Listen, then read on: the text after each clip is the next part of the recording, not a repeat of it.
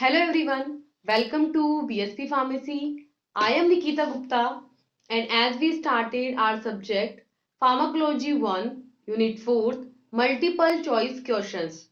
So Pharmacology के तीन parts में आपके यहाँ पर डिस्कशन है. तो फर्स्ट जो पार्ट है उसकी फोर्थ यूनिट के लास्ट लेक्चर को हम यहाँ पर डिस्कस कर रहे हैं कि फोर्थ यूनिट से यहाँ पर क्या क्या एमसीक्यूज बन सकते हैं और एग्जाम्स में पूछे जा सकते हैं. तो स्टार्ट करते हैं फोर्थ यूनिट की एमसीक्यू सीरीज, जिसके अंदर फर्स्ट क्वेश्चन है आपके पास कि the activity of which of the following drug is dependent on a paraphenyl N alkyl piperidine moiety. कि यहाँ पर आपको बताना है कि इन चारों में से कौन सी ड्रग है जो कि पैराफिनाइल एन एल्काइल पिपरिडीन मोइटी पर डिपेंड करती है. तो आप यहाँ पर एक ट्रिक बताती हूँ आपको कि डीन लगा है तो आप ड्रग देख लो जिसमें डीन लगा हो, that is meperidine. That is why आपका करेक्ट आंसर यहाँ पे क्या हो जाएगा, मी पैरिडीन. यानी कि आपके paraphenyl N alkyl piperidine moiety किस में पाई जाएगी, मी पैरिडीन के अंदर. That is why correct answer is option number D. Next question है कि which of the following agent would not be an alternative to the phenobarbital in the treatment of partial seizure. Partial seizure के treatment के अंदर जो phenobarbital drug दी जाती है उसके अंदर कौन सी और ड्रग है जो इस फिनोबार्बिटोन का अल्टरनेटिव हो सकती है, लेकिन एक होगी जो नहीं होगी, बाकी सारी हो सकती है. ठीक है, तो आपके पास ड्रग है यहाँ पर ट्राइमिथोडाइओन. पार्शियल सीजर्स के लिए बात हुई है, ठीक है. गाबा पेंटीन, फेल्बामेट एंड लेमोट्राइगेन. देखो ये तीनों ही जो ड्रग्स है ना ये आपके सीजर्स के ट्रीटमेंट के लिए यूज की जाती है. ठीक है, तो यहाँ पर अगर आपके पास फिनोबार्बिटोन अवेलेबल नहीं है तो आप ये तीनों ही ड्रग दे सकते हैं क्योंकि तीनों ही एंटी कन्वर्जेंट होती है. लेकिन ट्राइओन जो आपकी ड्रग होती है, ठीक है,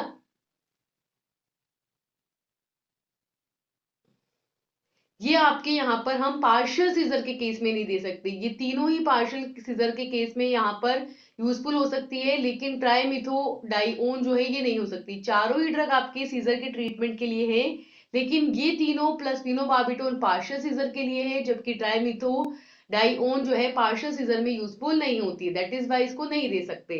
इसलिए करेक्ट आंसर होगा यहाँ पर option number A, that is trimethadione. ठीक है. क्वेश्चन नंबर थर्ड है कि अ 32 years old forklift operator with a past history of cardiac arrhythmias is suffering from the seasonal rhinitis. Which of the following choices is the best recommendation for this patient?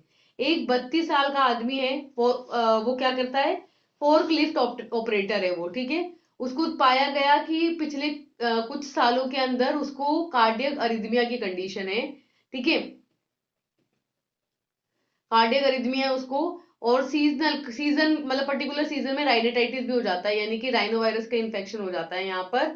ठीक है, तो विच of the following choice is the best recommended. तो अब यहाँ पर हमको उसको ऐसी ड्रग देनी है जो हार्ट की रिदम को भी मेंटेन कर सके और साथ में जो राइनो वायरस का इन्फेक्शन है उसको भी ट्रीट कर सके. तो हम क्या देंगे यहाँ पर, ऑप्शन है हमारे पास डाइफिनहाइड्रामीन, मीसाइक्लिजीन, एस्टेमिजोल और फेक्सोफिनाडीन. अगर आप ध्यान से देखेंगे तो ये तीनों ही जो है आपके हिस्टामिनिक एंटागोनिस्टिक ड्रग है, जबकि फेक्सोफेनाडीन इस क्लास से बिलोंग नहीं करती. तो आप यहाँ पर एलिमिनेशन रूल को भी अप्लाई कर सकते हैं और आपकी ड्रग हो जाएगी fexofenadine. So option D is the correct answer. Next है question number 4, that which of the following diuretic is most similar in the chemical structure to the anti hypertensive agent diazoxide. क्या बता रहे हैं कि इनमें से कौन सा आपके डायूरेटिक है. तो पहले तो ये चीज की डायूरेटिक कौन कौन से, चारों डायूरेटिक है. ठीक है, अब आपको बताना है कि इसके अंदर सबसे ज्यादा केमिकल स्ट्रक्चर जो आपके एंटी हाइपरटेंसिव ड्रग है जो इसमें आपकी डाईएजोक्साइड आता है, वो कौन सबसे ज्यादा केमिकल स्ट्रक्चर में सिमिलैरिटी यहाँ पर रखता है. डाईएजोक्साइड का मतलब है कि दो एजो ग्रुप और एक ऑक्सो ग्रुप यहाँ पर प्रेजेंट होगा. ठीक है, तो इस डाईएजोक्साइड के साथ स्ट्रक्चरल सिमिलैरिटी किसकी है, फ्यूरेसेमाइड की नहीं, स्पाइरोलैक्टोन की नहीं, मैनिटोल की तो बहुत ही अलग होती है, और आपकी क्लोरथायाजाइड की. हाँ, क्लोरथायाजाइड के अंदर आपके डाईएजोक्साइड रिंग मोइटी यहाँ पर पाई जाएगी. दैट इज वाई ये इसके केमिकली स्ट्रक्चर में सिमिलर होगा. That is why option D is the correct answer. Next है question number 5 that which of the following is an example of ideal anaesthetic. इनमें से ideal anaesthetic ether, halothane, thiopentone और none of the above. देखो वैसे तो सारे ही आपके anaesthetic हैं और सारे ही यूज किए जाते हैं, सारे ही आइडियल है, पर आइडियल का मतलब ये है कि जिसके साइड इफेक्ट्स कम हो, मिनिमम टाइम के अंदर मैक्सिमम इफेक्ट दे और सिर्फ एनास्थाइज करे, कोमा की कंडीशन ना लाए, कोई और साइड इफेक्ट ना प्रोड्यूस कर सके। ठीक है, तो इन सभी के कुछ ना कुछ साइड इफेक्ट्स होंगे, तो आइडियल की कंडीशन में कोई भी नहीं आ पाएगा। So correct answer is none of the above. Next है question number 6 that the action which is common to the most general anaesthetic. ठीक है, जो जनरल एनेस्थेटिक्स होते हैं उनका क्या कॉमन फीचर होता है? ऑप्शन से increase in the cellular threshold of firing, कि ये क्या करते हैं, फायरिंग के अंदर सेल्यूलर थ्रेशोल्ड लेवल को इंक्रीज कर देते हैं।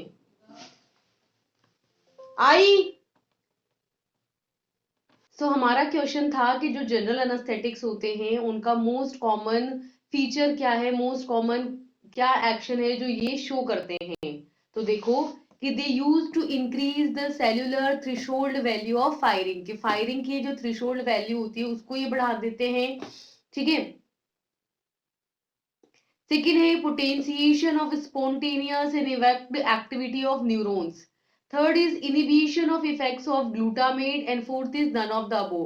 ठीक है, पहला तो ये कह रहे हैं कि जो फायरिंग होती है ना बॉडी में, तो उसकी जो सेल्यूलर थ्रेशोल्ड वैल्यू होती है उसको ये इंक्रीज कर देते हैं। ठीक है, दूसरा है कि जो न्यूरॉन्स हैं उसके अंदर ये स्पॉन्टेनियस और इवोक्ड एक्टिविटी यहाँ पर शो करते हैं, यानी कि न्यूरॉन्स को पोटेंशिएट कर देते हैं।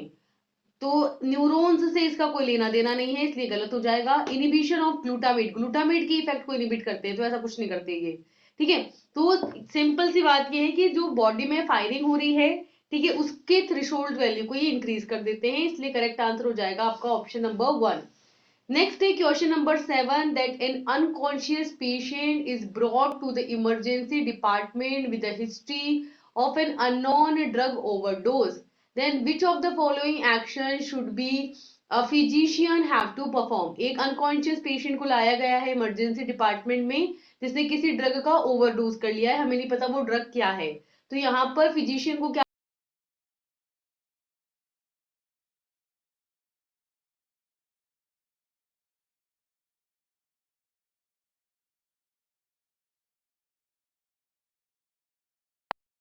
तो सुनो, फिजिशियन को क्या करना चाहिए कि सबसे पहले अगर ओवरडोज किया है तो उसको वॉमिटिंग करवाएंगे। ठीक है, उस ड्रग को यहाँ पर अब्सॉर्ब करवाने के लिए चारकोल वगैरह देंगे। ठीक है, उसको ऑक्सीजन यहाँ पर मास्क लगाएंगे। तो देखो क्या क्या कराया जाता है, administer 50 ml of 50% dextrose, 50% dextrose का 50 ml देते हैं। Thiamine 100 mg IV push, intravenous infusion के थ्रू थायामीन देते हैं 100 mg। Naloxone 0.8 mg IV push, naloxone जो ड्रग होती है उसको देते हैं इंट्रावीनसली 0.8 mg, और नेलोक्सोन 0.8 mg IV पुश के थ्रू देते हैं। ठीक है, second protect the patients and ensure that the vital signs are stable, patient को एयरवेज यानी कि प्रॉपरली वेंटिलेशन यहाँ पर प्रोवाइड किया जाता है और देखा जाता है कि उसके जितने भी वाइटल बॉडी पार्ट्स हैं वो सभी स्टेबल कंडीशन में बने रहें।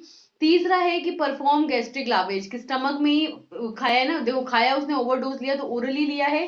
ठीक है, तो वहां पर गैस्ट्रिक लावेज यानी कि पेट को खाली कराएंगे।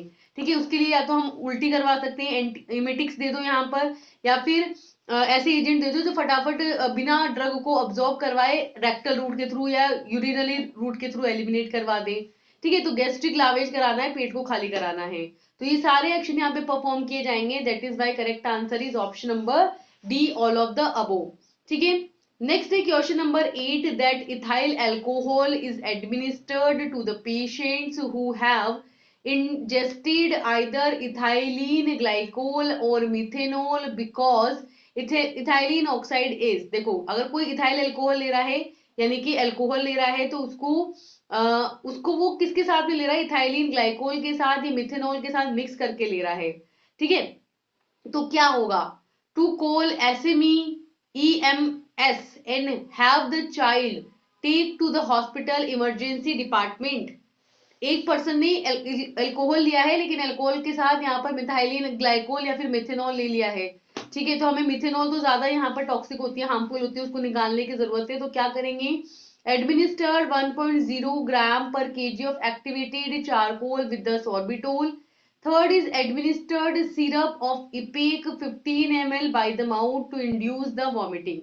ठीक है, and fourth is suggest that the child receive the emergency haemodialysis. क्या बोल रहे हैं कि यहाँ पर हम 1 ग्राम एक्टिवेटेड चारकोल दे सकते हैं सॉर्बिटोल के साथ, या फिर हम इपेक दे सकते हैं 15 ml जो वॉमिटिंग करवा देगा। ठीक है, वॉमिटिंग भी सही रहेगी, वॉमिटिंग सही रहेगी, एक्टिवेटेड चारकोल सही रहेगा। ठीक है, इमरजेंसी डिपार्टमेंट में भी लेके जा सकते हैं उसको। और सजेस्ट दैट, और ये सजेस्ट कर सकते हैं कि पेशेंट को हीमोडायलिसिस कराया जाए, यानी कि उसके यूरिन में से जो ड्रग है उसको निकाला जाए। ठीक है, ये भी कर सकते हैं। लेकिन यहाँ पर कह रहा है कि स्पेशली अगर किसी ने इथाइलिन एल्कोहल लिया है और इथाइलिन एल्कोहल के साथ उसने मिथेनॉल ले लिया तो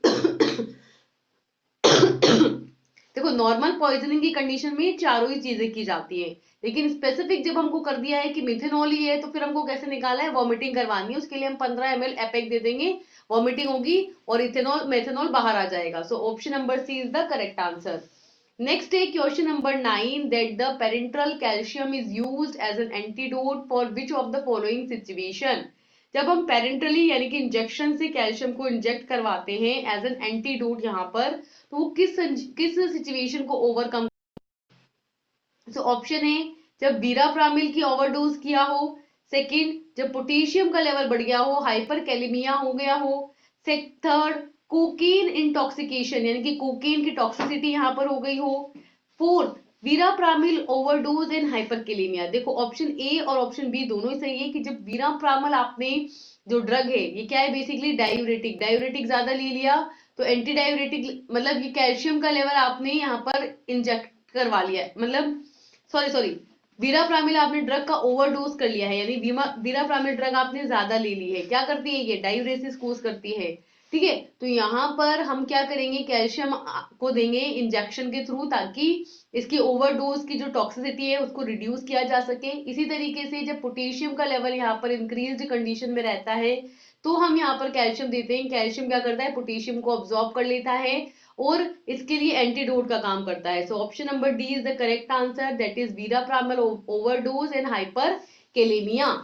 नेक्स्ट है आपका question number 10 that an overdose victim presents to the emergency department with elevated heart rate.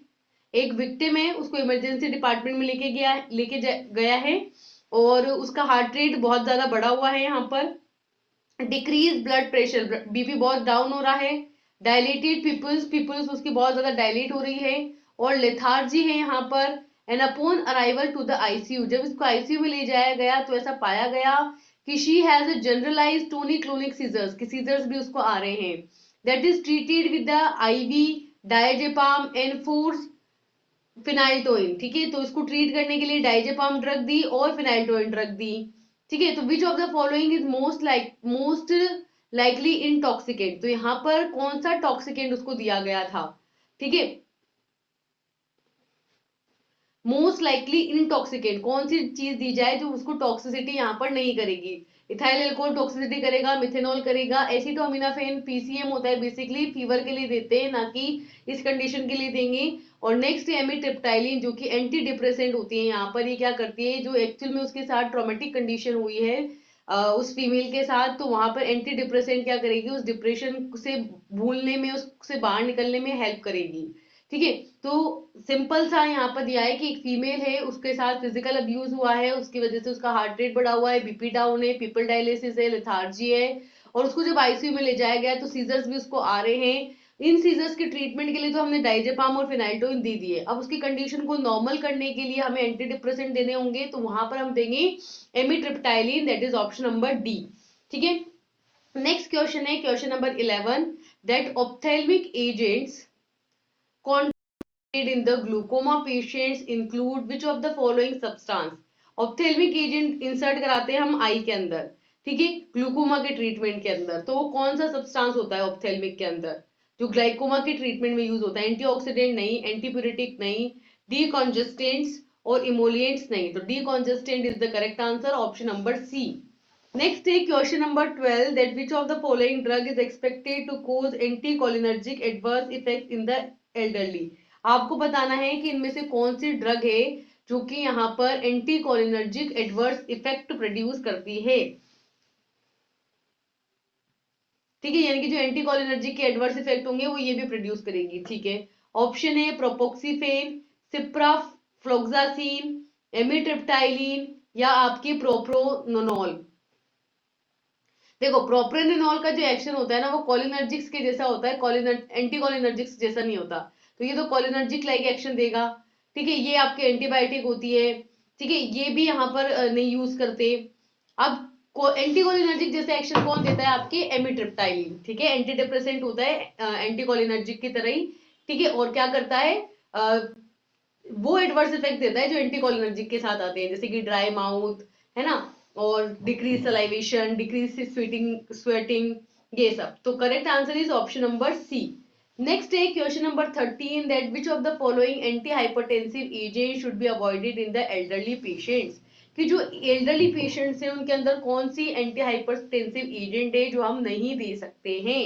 ठीक है, तो आपके पास ऑप्शंस हैं यहाँ पर amlodipine 5 gram every day, atenolol 25 mg, benzapril 10 mg every day and methyl dopa 250 mg 3 times in a day। ठीक है, तो आपको यहाँ पर बताना है कि कौन सा एंटी हाइपरटेंसिव एजेंट है जो नहीं दे सकते हैं हम। तो बेसिकली ये सारी चीजें देते हैं, और हाइपरटेंशन के ट्रीटमेंट के लिए एम्लोडिपिन भी देते हैं, एटेनॉल भी दे सकते हैं, मिथाइल रूपा भी दे सकते हैं, बेंजाप्रिल भी दिया जाता है, सभी एंटी हाइपरटेंसिव में दे सकते हैं। अब ये है कि एल्डरली पेशेंट को कौन सी ड्रग है जो अवॉइड करनी चाहिए। तो पहली बात तो मिथाइल डोपा दे सकते हैं, लेकिन यहाँ पर एक और चीज मेंशन की है कि 3 टाइम्स इन अ डे।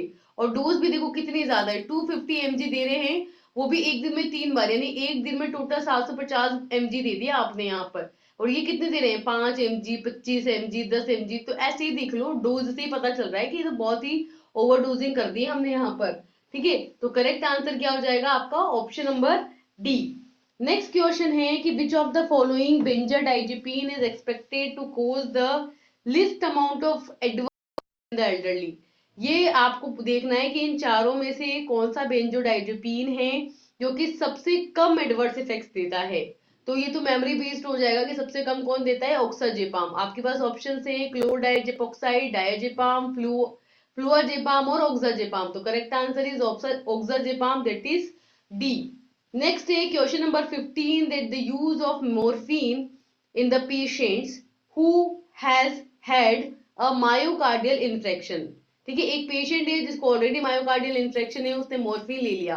ठीक है, तो अराउंड 3 डिस्टिंक्ट फार्माकोलॉजिकल प्रॉपर्टीज, तो 3 फार्माकोलॉजिकल एक्शन यहाँ पर देखने को मिलेंगे। आपको बताना है वो कौन कौन से हैं। विच of the following choices include these properties. इनमें से कौन सी चॉइसेस है जो इन प्रॉपर्टीज को बताती है। बेसिकली ये कह रहे हैं कि एक पेशेंट है जिसको मायोकार्डियल इन्फेक्शन हो रखा है और हमने मॉर्फिन भी दे दिया, तो क्या क्या एक्शन देखने को मिलेगा। मॉर्फिन क्या करता है? पेन रिलीफ का काम करता है, एनाल्जेसिक होता है। तो पहला है रिलीफ ऑफ पेन, बिल्कुल सही बात है, पेन को रिलीफ करेगा। दूसरा रिलीफ ऑफ एंजाइटी, एंजाइटी को भी रिलीफ करता है, घबराहट को भी रिलीफ करता है। तो रिलीफ ऑफ पेन भी करता है, रिलीफ ऑफ एंजाइटी भी करता है। ठीक है, ये एंजाइटी भी हो गई। ठीक है, उसके बाद ये क्या करता है कि जो कार्डियक वर्कलोड होता है उसको रिड्यूस करता है। तो यहाँ पर कार्डियक वर्कलोड में भी कौन सा? Pre load. जो कार्डियक प्री लोड होगा उसको ये यहाँ पर रिड्यूस करेगा, तो कार्डियक प्री लोड को कम करता है। और एंजाइटी डिप्रेशन की जो कंडीशन होती है उसको ये ट्रीट करता है। दैट इज वाई यहाँ पर करेक्ट आंसर हो जाएगा ऑप्शन नंबर सी। ठीक है, नेक्स्ट है question number 16 that which of the following agent represents a relatively new class of drug which is used to treat the hypertension। इन चारों में से आपको बताना है कि वो कौन सी ड्रग है या वो कौन सा एजेंट है जो कि हाइपरटेंशन यानी कि बीपी की कंडीशन को ट्रीट करने के लिए यूज किया जाता है यहाँ पर। तो आपके पास ड्रग है ट्राडे ट्राएंडोलार्प्रिल, कार्वेडाइल, लोसर्टेन एंड मोक्सिप्रिल। ठीक है, तो इनमें से कौन सी कंडीशन है जो बीपी की ट्रीटमेंट के लिए यूज की जाती है? तो यहाँ पर ये सारी ड्रग तो आपने हाइपरटेंशन की ड्रग्स पढ़ी होंगी, ये नहीं आती हैं। ये है आपके क्या, एंजियोटेंसिन रिसेप्टर ब्लॉकर। ठीक है, जो एंजियोटेंसिन रिसेप्टर को ब्लॉक करके एक्शन देती है, तो इसलिए करेक्ट आंसर होगा आपका option number C. Next question है, reflex tachycardia, headache, postural hypotension are the adverse effects that limit the use of which of the following antihypertensive agent। ठीक है, इनमें से कौन सा है जो एंटी हाइपरटेंसिव, चारों, ये देखो पहली चीज तो ये हो गई। दूसरा ये कह रहा है कि जिसके साथ आपको एडवर्स इफेक्ट्स के फॉर्म में क्या देखने को मिलेगा, पोस्टूरियल हाइपोटेंशन देखने को मिलेगा, हेडेक होगा यहाँ पर, और रिफ्लक्स ट्रेकिकार्डिया देखने को मिलेगा। तो ये एडवर्स इफेक्ट्स किसके साथ आते हैं, हाइड्रिलाजीन के साथ, इसलिए करेक्ट आंसर है आपका ऑप्शन नंबर डी। नेक्स्ट है question number 18, that which of the following is the inverse agonist of benzodiazepine receptors. जो आपकी बेंजोडाइजिपीन ड्रग होती है वो बेंजोडाइजिपीन रिसेप्टर्स पर जाकर के बाइंड होती है, तो इनमें से कौन सी आपकी इनवर्स एगोनिस्ट है। इनवर्स एगोनिस्ट का मतलब है कि जब ये जाकर बाइंड होगी तो अपोजिट एक्शन यहाँ पर प्रोड्यूस करेंगी। एंटागोनिस्ट तो क्या करता है, एगोनिस्ट का एक्शन यहाँ नहीं देता, और इनवर्स एगोनिस्ट क्या करता है, अपोजिट एक्शन देता है। ठीक है, तो बेंजोडाइजिपीन पे जब कोई ड्रग बाइंड होती है उसका काम क्या है, सेडेटिव हिप्नोटिक एक्शन देना। तो यहाँ पर इनवर्स एगोनिस्ट वो होगा जो जब देंगे ना हम, तो सेडेटिव हिप्नोटिक एक्शन यहाँ पर उल्टा हो जाएगा, अगर हो रहा होगा तो वो हट जाएगा, खत्म हो जाएगा। तो देखो ये आपके एंटागोनिस्ट होता है वैसे, है ना, ये आपकी ये आपकी क्या होता है यहाँ पर, सेडेटिव हिप्नोटिक का काम करेगा, ये भी करेगा, ये तो होता ही है बेंजोडाइजिपीन का आपकी ड्रग। ठीक है, अब यहाँ पर इसका इनवर्स एगोनिस्ट कौन सा है, beta carboline. That is why आपका करेक्ट आंसर क्या हो जाएगा, ऑप्शन नंबर बी। नेक्स्ट है question number 19, that the phenytoin is effective for the treatment of all of the following types of seizures except. Phenytoin कौन सी seizures के treatment में होता है, सिंपल में यूज होता है, पार्शियल में होता है, कॉम्प्लेक्स में होता है, जनरलाइज में होता है। कौन से सीजर में इफेक्टिव नहीं होता फिनाइल्टोइन, एब्सेंस सीजर में यहाँ पर इफेक्टिव नहीं होता, इसलिए correct answer is option number D. Next है question number 20, that which of the following anti convergent is contraindicated in the patients with the history of hyper sensitivity to the tricyclic anti depressant. ठीक है, हमें बताना है कि इन चारों में से कौन सा, पहला तो क्या बताना है, एंटी कन्वर्जेंट है, तो एसिटाचोलामाइड आपके एंटी कन्वर्जेंट नहीं है। ठीक है, अब ये तीनों हैं, इनमें से बताना है कि अगर किसी पर्सन को हम ट्राइसाइक्लिक एंटी डिप्रेसेंट दे रहे हैं, यानी कि टीसीए दे रहे हैं, तो उसके साथ में इसको नहीं दे सकते, कॉन्ट्राइंडिकेट कर जाएगा। ठीक है, तो क्या नहीं दे सकते, कार्बामाजेपिन नहीं दे सकते, ये क्या करेगा, कॉन्ट्राइंडिकेशन शो करेगा, तो इसलिए correct answer is option number D, carbamazepine. ठीक है, नेक्स्ट है question number 21, that which convergent drug requires a therapeutic monitoring of phenobarbital serum level as well as its own serum level.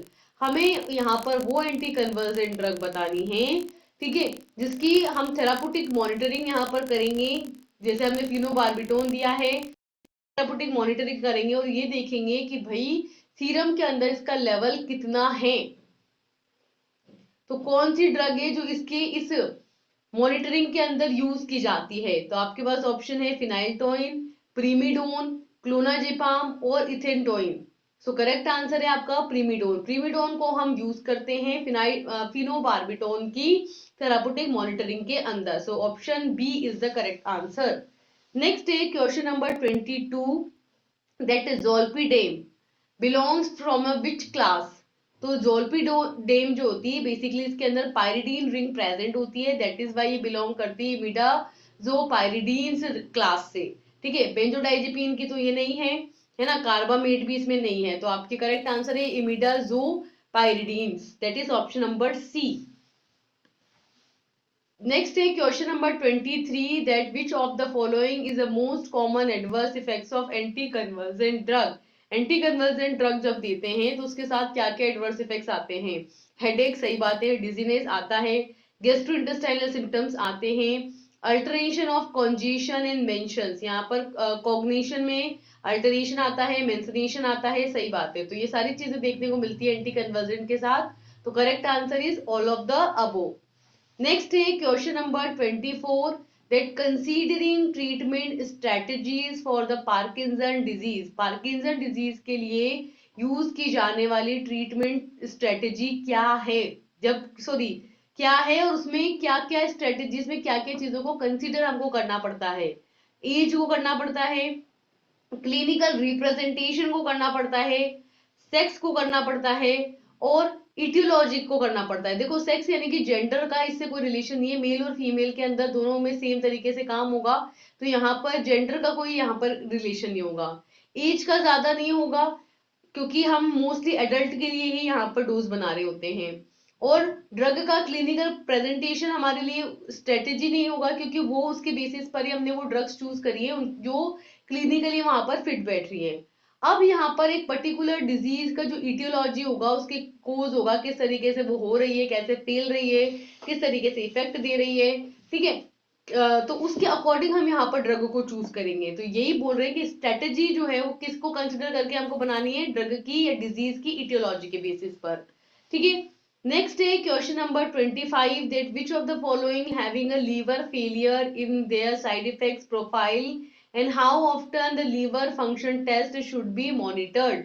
यहाँ पे हमें बताना है कि इनमें से कौन सी ड्रग है जो कि लीवर फेलियर जो हो जाता है तो उसकी साइड इफेक्ट्स की फॉर्म में देखने को मिलता है। ड्रग देंगे ना तो लीवर फेलियर हो जाएगा, पहली चीज। दूसरा ये है कि किस तरीके से यहाँ पर लीवर फंक्शन टेस्ट किए जाते हैं और उनको मॉनिटर किए जाते हैं। तो यहाँ पर कौन सी ड्रग है जो लीवर को अफेक्ट करेगी, आपको सिंपली ये बताना है। तो आपके पास ऑप्शन है रोपिरिनोल, प्रामी, पेक्सोल, लिवोडोपाइन, कार्बिडोपा एंड टोल टोलकापोन। तो करेक्ट आंसर इज टोलकापोन। कि टोलकापोन बेसिकली वो ड्रग होती है जो कि आपके लीवर को यहाँ पर अफेक्ट करती है। नेक्स्ट है question number 26 that which of the following agent should not be used concurrently with the levodopa. Levodopa के साथ में कौन सी ड्रग मिलेगी। देखो सबसे कॉमनली जो जो दी जाती है वो होती है कार्बिडोपा। लिवोडोपा और कार्बिडोपा जो एक्शन, इनका एडिटिव एक्शन, पोटेंशिएशन एक्शन देखने को मिलता है, ठीक है। बाकी डाइफिनहाइड्रामीन दे सकते हैं, बेंजोट्रोपिन दे सकते हैं। बेंजोट्रोपिन क्यों दे सकते हैं, क्योंकि एंटीकोलिनर्जिक है और हमको एंटीकोलिनर्जिक एक्शन भी चाहिए होता है, इसलिए भी दे सकते हैं। एमेंटाडीन दे सकते हैं। माओ इनिबिटर्स नहीं दे सकते, है ना। माओ माओ ए या माओ बी इनिबिटर्स हम यहाँ पर नहीं देंगे। तो करेक्ट आंसर होगा हमारा माओ, जो ऑक्सीडो माओ इनिबिटर्स होते हैं यानी मोनो ऑक्सीडेज इनिबिटर्स होते हैं, उनके साथ हम यहाँ पर लिवोडोपा को नहीं देंगे, ठीक है। क्योंकि ये क्या करते हैं, इसको डिग्रेड कर देंगे। अगर हम देंगे ना तो क्या करेगा, लिवोडोपा से जो डोपामिन बनेगा उसका मेटाबॉलिज्म करा देगा, डिग्रेड करा देगा, फिर एक्शन नहीं आएगा, इसलिए नहीं देते हैं। तो option number D is the correct answer. Next है question number 27 that amantadine having which of the following advantage over the levodopa. Amantadine भी बेसिकली यहाँ पर पार्किंसन की ट्रीटमेंट के लिए हम देंगे। तो अगर हम कंपेयर करें लिवोडोपा के साथ तो इमेंटाडीन किस तरीके से बेटर है कि it shows relief, rapid relief of symptoms. ये क्या करती है, जल्दी से यहाँ पर सिम्टम्स से रिलीफ दिला देती है, ठीक बात है। हाई रेट ऑफ सक्सेस वो दोनों की है। बेटर लॉन्ग टर्म इफेक्ट वो भी दोनों के ही है, और नन ऑफ द अबो। तो यहाँ पर जो डिफरेंस है और जो बेटर बात है एमिटाडीन के साथ कि यहाँ पर सिम्टम्स जो है उससे जल्दी राहत मिलती है। तो correct answer is option number A. Next है question 28 that a patient that has been treated with the haloperidol for the 3 weeks present with the muscle stiffness, tremors and shuffling, grind, then this is most likely which type of extra pyramidal side effect। क्या कह रहे हैं कि एक patient है, ठीक है, उसको हेलोपेरिडोल हमने दिया है। हेलोपेरिडोल मतलब साइकोटिक ड्रग दी है, 3 वीक के लिए हम दे रहे हैं। जब हम देते हैं तो हम पाते हैं कि यहाँ पर उसकी मसल्स स्टिफ हो जाती है, उसको ट्रिमर्स आ रहे हैं, उसको शफरिंग हो रही है, ठीक है। तो ये बेसिकली ये बोल रहे हैं कि उसको एक्स्ट्रा पैरामीटर साइड इफेक्ट्स देखने को मिल रहे हैं। तो ये किस टाइप के साइड इफेक्ट हैं। तो ऑप्शन है एकाथीसिया। एकाथीसिया का मतलब होता है एब्सेंस ऑफ मूवमेंट, कि उसमें बिल्कुल भी मूवमेंट नहीं हो रहा, तो ऐसा नहीं हो रहा, इसलिए ये भी नहीं होगा। बी है टारडीवा डिस्काइनेसिया, कि यहाँ पर डिसबैलेंस होगा किसके अंदर, मूवमेंट के अंदर। डिस्काइनेसिया देखने को मिलेगा यानी डिस्टर्बेंस इन मूवमेंट देखने को मिलेगा। मतलब पर्सन सही से चल फिर नहीं पाएगा। ठीक है।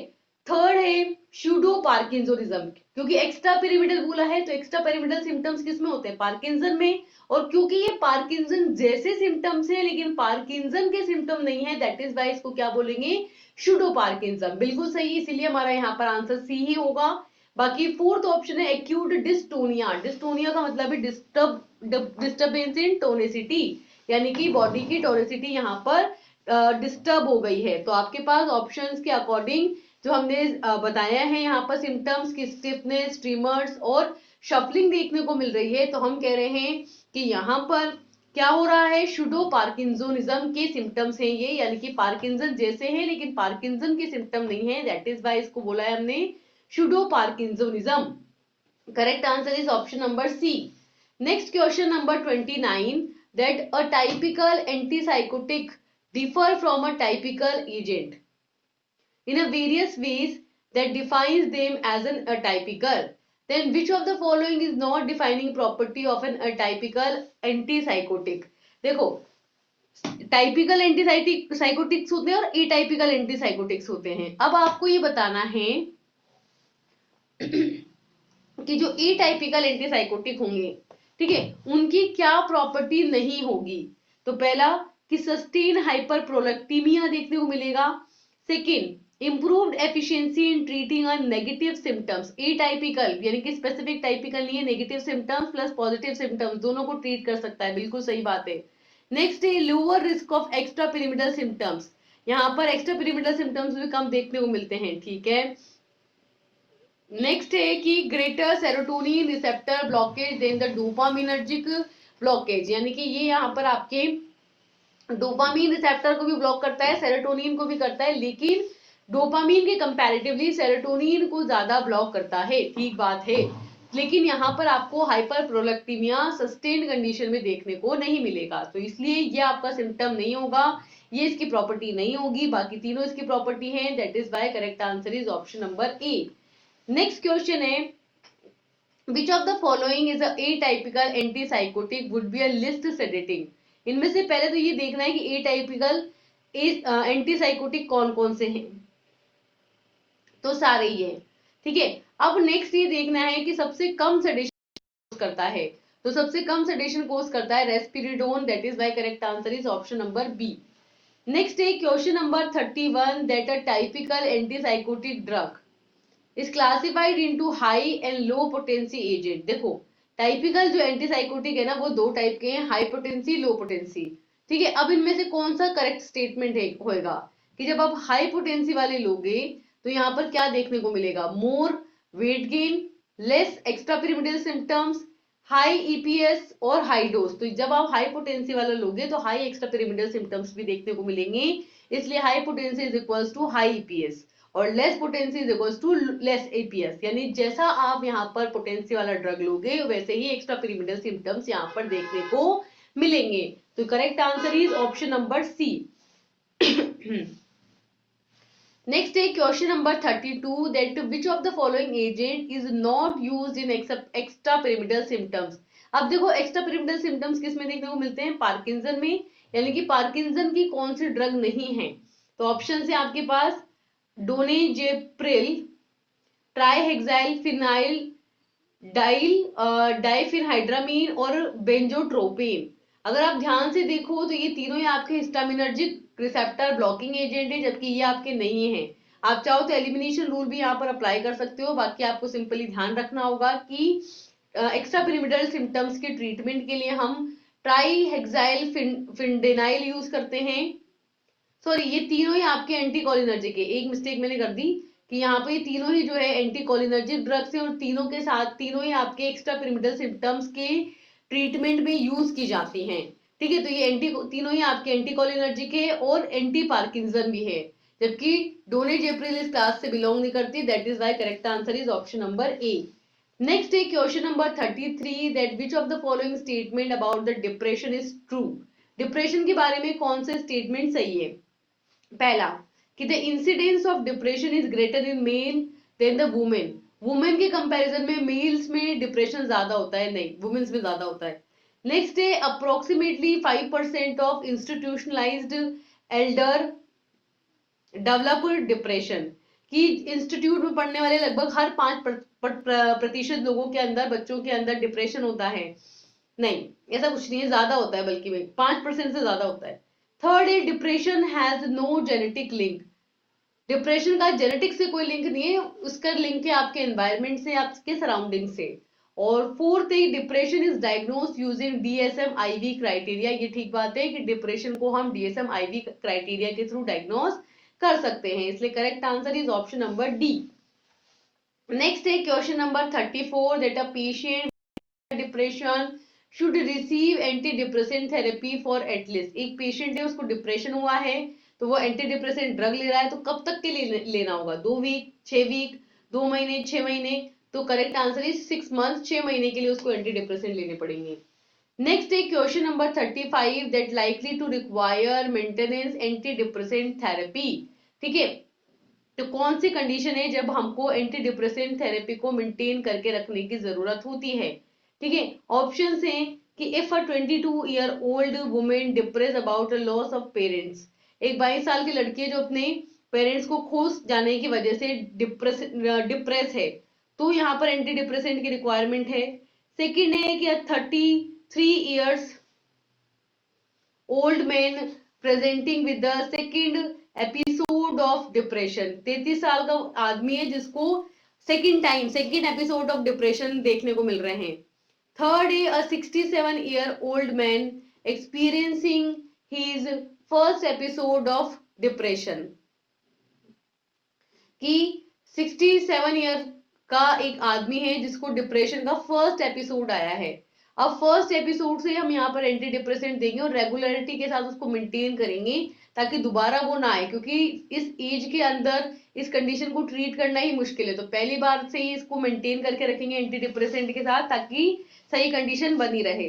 ठीक है, नेक्स्ट है आपके कि 34 year old women experiencing postpartum depression. अगर एक 34 साल की औरत है, उसको पोस्टपार्टम डिप्रेशन हो रहा है, तो यहाँ पर हमको एंटी डिप्रेसेंट थेरेपी को मेंटेन करने की जरूरत है। तो करेक्ट आंसर होगा कि 67 ईयर ओल्ड जो मैन है, उसको पहली बार जब डिप्रेशन का अटैक आया तभी से यहाँ पर एंटी डिप्रेसेंट थेरेपी को मेंटेन करके रखना है। Next question is which of the following medication would most likely exacerbate a pre-existing seizure disorder?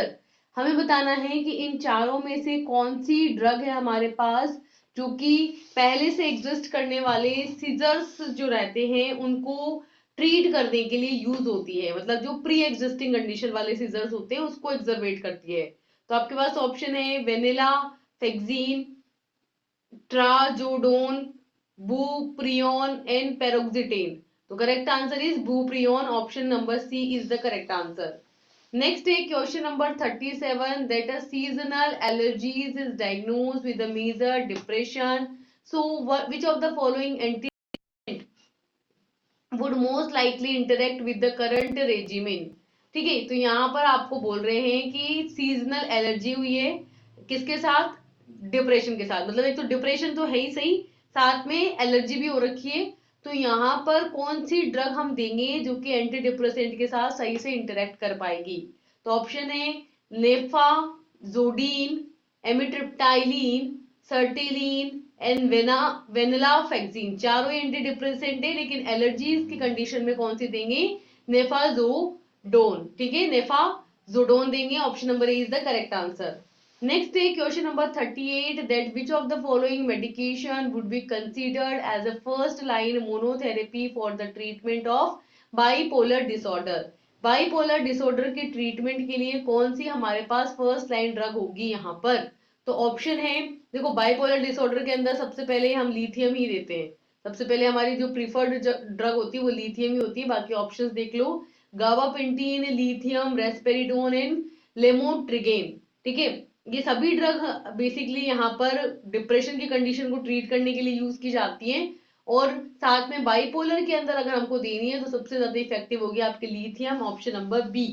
Next है question number 39 that which of the following is an appropriate therapeutic range for the lithium in the treatment of acute mania. Acute mania की condition में क्या देते हैं treatment में? Lithium. और lithium को कितनी कंसंट्रेशन में देते हैं? 0.8 से 1.2 मिली इक्वलेंट पर लीटर यहाँ पर ड्रग दी जाती है, इसलिए करेक्ट आंसर होगा आपके option number B. Next question है, which of the following is in mood stabiliser would be a most appropriate in the patients with the liver disease. ठीक है, इनमें से कौन सा मूड स्टेबलाइजर है? तो मूड स्टेबलाइजर का मतलब है मूड एंटीमेनिक एजेंट की यहाँ पे बात हो रही है, तो यहाँ पर करेक्ट आंसर हो जाएगा आपका लिथियम, जो कि लीवर डिजीज के साथ में भी दिया जा सकता है। तो correct answer is lithium, antimanic agent या मूड स्टेबलाइजर भी इसको बोला जाता है। तो correct answer is option number A, lithium. Next है question number 41, that ethionamate is an derivative. Ethionamate किसका डेरिवेटिव है? फिनोथायाजीन का, यूरेथेन का, पिपराडीन का। डीन होता ना तो यहाँ लास्ट में डीन दिख जाता आपको, और टर्शरी एल्कोहल का, एल्कोहल में भी लास्ट में ओल दिख जाता था। ठीक है, तो किसका डेरिवेटिव है ये? यूरेथेन का। Correct answer is option number B. Next है question number 42, that which of the following factors में रिड्यूस द लिथियम कंसंट्रेशन। इनमें से कौन सा फैक्टर है जो लिथियम की कंसंट्रेशन को यहाँ पर कम कर सकता है? देखो, लिथियम की टेंडेंसी है कि ये क्या करता है, प्लेसेंटल बैरियर को क्रॉस कर सकता है और बीबी के अंदर टेराटोजेनिक इफेक्ट यहाँ पर प्रोड्यूस कर सकता है। एट द सेम टाइम जो कंसंट्रेशन की बॉडी के अंदर वो भी यहाँ पर कम हो जाएगी, क्योंकि बीबी के अंदर चली जाएगी। तो यहाँ पर कौन सा फैक्टर है जो लिथियम की कंसंट्रेशन को कम कर सकता है? तो डिहाइड्रेशन नहीं, प्रेगनेंसी हाँ, reduce sodium intake, sodium intake कम कर दोगे तो लिथियम का उससे कोई रिलेशन नहीं पड़ेगा। नेक्स्ट है एनसेड्स यानी कि non steroidal anti inflammatory drug. तो करेक्ट आंसर है आपका pregnancy, that is option number B. Next is question number 43, that the diuretics of choice for the initial treatment of a patient with either acute or chronic renal failure whose creatinine clearance is about 25 ml per minute। आपको यहाँ पर बताना है कि acute renal failure की condition में या chronic renal failure की कंडीशन में कौन सा डायूरेटिक हमारा ड्रग ऑफ चॉइस होगा जो कि क्रिएटिनिन को 25 ml पर मिनट के अंदर यहाँ पर क्या करता होगा, क्लियर आउट करता होगा। ठीक है,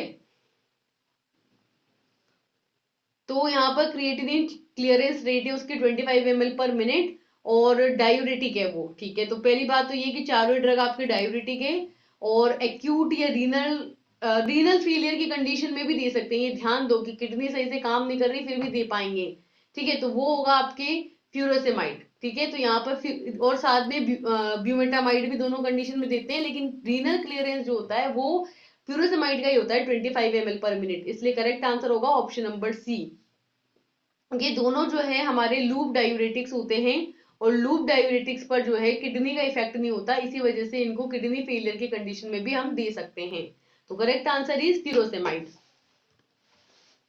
नेक्स्ट है question number 44, that erythropoietin is used commonly to treat the anemia which is associated with the chronic renal failure, then which of the following condition limits the effectiveness of erythropoietin।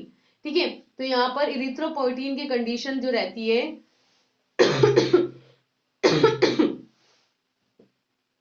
तो erythropoietin की condition को treat करने मतलब anaemia के अंदर हम इसको देते हैं, मतलब क्रोनिक रीनल फेलियर है, किडनी सही से काम नहीं कर रही, एनीमिया हो रखा है, तो एरिथ्रोपोइटिन हम यहाँ पर देते हैं। तो कौन सी कंडीशन है जो इसको लिमिट करती है? तो ऑप्शन है आपके पास a patient's allergy to the erythropoietin, कि अगर किसी को एलर्जी है तो नहीं देंगे, ऑब्वियस सी बात है ये तो, कि अगर इरिथ्रोपोइटिन जो है वो एनीमिया की कंडीशन को ट्रीट कर सकता है, लेकिन अगर हमको एलर्जी है तो ऑब्वियस सी बात है कि एलर्जी की कंडीशन में नहीं देंगे।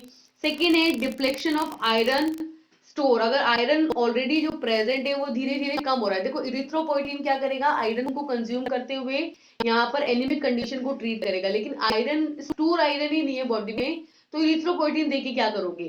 ठीक है, तो अगर आयरन का जो है डिप्लेक्शन है तो नहीं देना है। सेकेंड है requires oral and parental supplement, कि जब हमको यहाँ पर ड्रग को ओरली या पेरेंटली रिक्वायरमेंट होती है एज ए सप्लीमेंट देना, तो ये भी क्या करती है भाई, इरिथ्रोपोइटिन के साथ प्रॉब्लम ये है कि या तो आप ओरली रूट से दे सकते हो और पेरेंटल रूट से दे सकते हो, जो इसकी एक लिमिटेशन है। दूसरा लिमिटेशन है कि आयरन स्टोर कंडीशन में नहीं होगा तो ये फंक्शनिंग नहीं करेगा। थर्ड है कि ineffectiveness of erythropoietin as 30% of patient do not respond. ठीक है, तो इरिथ्रोपोइटिन कुछ पर्टिकुलर पेशेंट्स में काम भी नहीं कर रहा है, ये तो गलत है, इसलिए तो लिमिटेशन नहीं होगी, ये 70% में तो कर रहा है ना। फोर्थ है कि the anaemia of chronic renal failure is not due to the lack of erythropoietin, so erythropoietin will not be ameliorated. तो यहाँ पर क्या बोल रहे हैं कि जो क्रॉनिक रीनल फेलियर की कंडीशन है, जिसमें किडनी सही से आपके काम नहीं कर रही, उस कंडीशन में आपके एनीमिया हो रखा है, ठीक है, और किडनी भी काम नहीं कर रही, तो यहाँ पर इरिथ्रोपोइटिन की जो कमी हुई है उसको हम यहाँ पर मतलब ओवरकम नहीं कर सकते, चाहे हम इरिथ्रोपोइटिन भी दे रहे हैं तो भी। नहीं, ऐसा कुछ नहीं है, ये तो गलत ही स्टेटमेंट हो गया ना। इरिथ्रोपोइटिन दे दो आप, है ना, तो जो कमी हुई है वो यहाँ पर हो जाएगी ट्रीट, तो ये तो आपकी गलत हो गई बात। तो यहाँ पर मेन तो ये है, दोनों बातें सही है कि अगर कोई पेशेंट को एलर्जी है तो नहीं दे सकते, और दूसरा ये सबसे इंपॉर्टेंट है कि आयरन अगर स्टोर फॉर्म में नहीं है तो नहीं दे सकते, इसलिए करेक्ट आंसर हो जाएगा ऑप्शन नंबर बी। नेक्स्ट है क्वेश्चन नंबर 45 की मॉर्फिन किसको स्टिमुलेट करता है, तो morphine stimulates biliary and pancreatic secretions, नहीं, non propulsive rhythmic contraction in the small intestine of a man, मतलब जो स्मॉल इंटेस्टाइन के अंदर रिदमिक कॉन्ट्रैक्शंस हो रहे होते हैं ना, नॉन कंपल्सिव रिदमिक कॉन्ट्रैक्शन, उनको स्टिमुलेट कर देता है, ठीक बात है। वैसे मॉर्फिन आपकी क्या है, नार्कोटिक एनाल्जेसिक है, पेन को रिलीव करने के लिए दी जाती है यहाँ पर। नेक्स्ट है propulsive contraction in the small intestine of man, जो किसी पर्सन के स्मॉल इंटेस्टाइन के अंदर जो बहुत ज्यादा कॉन्ट्रैक्शंस होते हैं उसके अंदर ये यूज करते हैं, उसको स्टिमुलेट करती है। प्रोपल्सिव कॉन्ट्रैक्शन नहीं, रिदमिक कॉन्ट्रैक्शन को करेगी, ठीक है। वो प्रोपल्सिव का मतलब है कि किसी स्टिमुलेशन की वजह से बहुत ज्यादा वहां पर कॉन्ट्रैक्शन रिलैक्सेशन हो रहा है, उसकी बात नहीं हो रही है ना ही प्रोपल्सिव पेरिस्टलिसिस मूवमेंट भी वही हो गया, इनर कॉलन की कॉलन के अंदर जो पेरिस्टलिसिस मूवमेंट है उसको स्टिमुलेट करेगी, नहीं। ये क्या करती है, स्मॉल इंटेस्टाइन के अंदर जो रिदमिक कॉन्ट्रैक्शन होता है, नॉन प्रोपल्सिव, प्रोपल्सिव नहीं होना चाहिए वो, यानी कि वो किसी स्टिमुलेशन की वजह से एकदम बहुत ज्यादा होने वाला नहीं होना चाहिए, जो नॉन प्रोपल्सिव रिदमिक कॉन्ट्रैक्शन हो रहा है स्मॉल इंटेस्टाइन के अंदर उसको स्टिमुलेट करती है, इसलिए आपका option number B B answer. Next है question number 46 that the brain stem centred affects more strongly by the barbiturates are, कि जैसे आपके ब्रेन स्टेम है, ठीक है, तो वो आपके बार्बिचुरेट्स को यहाँ पर अफेक्ट करता है, तो किसको सबसे ज्यादा अफेक्ट करेगा, बार्बिचुरेट्स ब्रेन स्टेम सेंटर्स के अंदर सबसे ज्यादा किस सेंटर को अफेक्ट करता है, तो ऑप्शन है respiratory centre, vasomotor centre, cardio inhibitory centres और कार्डियो एक्सिलरेटरी सेंटर्स। तो सबसे ज्यादा यहाँ पर जिसको इनिबिट एक्ट करता है, जिसको अफेक्ट करता है, वो है आपके respiratory centre, option number A. Next है question number 47 that which of the following statement is correct about the criteria for the neurotransmitter, neurotransmitter के लिए कौन से स्टेटमेंट सही है, तो आपका ऑप्शंस हैं कि must be shown to be present in the pre synaptic terminals, कि ये क्या करता है, आपके जो प्री सिनेप्टिक टर्मिनल्स होते हैं उसमें ये प्रेजेंट होता है।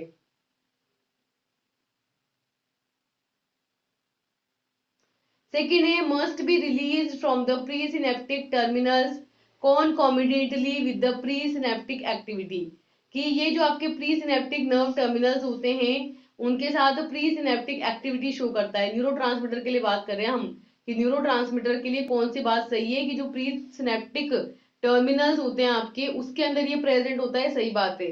दूसरा है कि वहां से रिलीज होता है और प्री सिनेप्टिक एक्टिविटी शो करता है, सही बात है। तीसरा है कि when applied experimentally then it effects must be identical with the effects of stimulating presynaptic pathway, कि जब इसे एक्सपेरिमेंटली अप्लाई किया जाता है तो इसके जो इफेक्ट्स होते हैं वो आपके प्री सिनेप्टिक पाथवे को स्टिमुलेट करने का काम करते हैं, सही बात है। तो correct answer is all of the above. Next है question number 48 that the secretion of potassium ion in the late distal tubule and collecting duct of kidney depends on, कि यहाँ पर जो आपके डिस्टल ट्यूब्यूल्स होती है उसके अंदर पोटेशियम आयन का सिक्रीशन होता है, कलेक्टिंग डक्ट के अंदर भी, तो ये किस पर डिपेंड करता है, इंट्रासेल्युलर पोटेशियम कंटेंट पर, कि जितनी सेल्स में पोटेशियम कंटेंट होगा वही तो सिक्रीट आउट होगा, तो सही बात है, उस पर डिपेंड करेगा। सेकेंड है कि unabsorbed sodium load present in the distal segment, क्योंकि सोडियम और पोटेशियम एक साथ एक दूसरे पर डिपेंडेंट होते हुए रिलीज होते हैं, तो इसलिए अनअब्सॉर्ब्ड जो सोडियम है यानी कि जो सिक्रीट हो रहा है डीसीटी के अंदर उस पर डिपेंड करता है, सही बात है।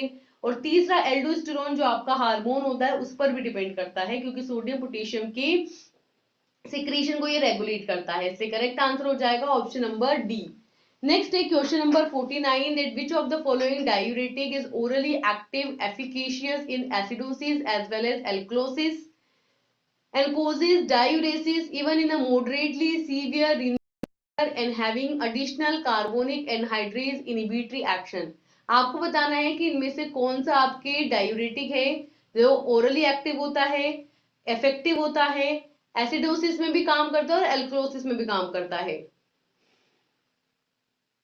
और ये यहाँ पर रीनल फेलियर की कंडीशन में भी काम करता है, और कार्बोनिक एनहाइड्रेट इनहिबिटरी एक्शन भी थोड़े अमाउंट में प्रोड्यूस कर देता है। तो ओवरऑल सबसे पोटेंट हमारी जो ड्रग है दैट इज फ्यूरोसेमाइड, वही ये सारे काम कर पाएगी। इसलिए करेक्ट आंसर आपका फ्यूरोसेमाइड ही होगा। जब इतनी सारी तारीफ कर दिए तो सबसे बेस्ट वाले को चूज करो, और सबसे बेस्ट आपके डायूरेटिक कौन सा है? फ्यूरोसेमाइड।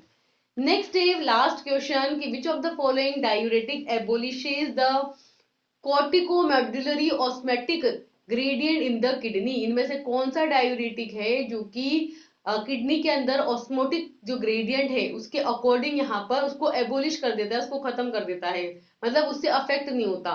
तो यहाँ पर एसिटाजोलामाइड तो होता है क्योंकि एंजाइम डिपेंडेंट होता है, फ्यूरोसेमाइड, स्पाइरेनोलैक्टोन और बेंजोथायाजाइड। तो करेक्ट आंसर इज फ्यूरोसेमाइड की फ्यूरोसेमाइड पे कोई इफेक्ट नहीं है कि ऑस्मोटिक ग्रेडियंट कितना है किडनी में, उसको अगर रिलीज करना है कोर्टिकोमेडुलरी मतलब किडनी के कॉर्टेक्स पार्ट से या मेडुलरी पार्ट से यूरिन को आउटपुट रिलीज करवाना है तो वो करवाएगा, तो उसको अबोलिश वो करवा के रहता है। इसलिए करेक्ट आंसर इज फ्यूरोसेमाइड।